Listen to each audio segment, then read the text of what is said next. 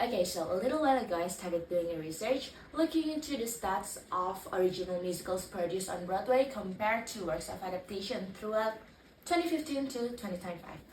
And my initial finding shows that original musicals only comprise 19% of the total musicals produced throughout that period. But now that I've been looking deeper into it, doing more research and a more thorough fact checking, I'm not so sure about that number anymore. Let me show you why. This is how I got to 19% in the first place.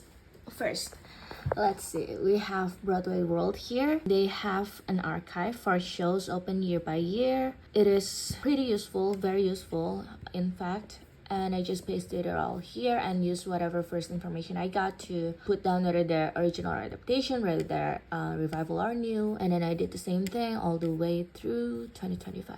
And then I put in some functions, which I never do functions at all. This is how you know I'm serious. So yeah, I recapped it all here and then I did a double check here and then made my little graph and then turned it into an Instagram post. But when I started doing a more thorough fact check, this is what happens.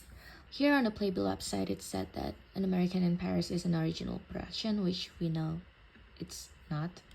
It's a film adaptation. And then the same thing happens with Dr. Zhivago. It's a book adaptation. It's also turned into a movie.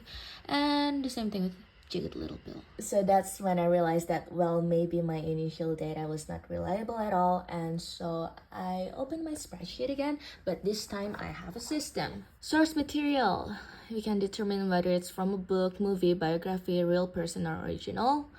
Original music, jukebox, concept album, movie musical, and then whether the story is original, the structure is original, or the concept is original. New or revival, and then just a little note to remind myself what everything is about. I'm not saying that I've clearly figured out how to classify a musical as an adaptation or an original, but I'm pretty optimistic that by the time I complete this little list, which I clearly haven't gotten very far into, I might have more insight into how to look at it, how to think about these musicals.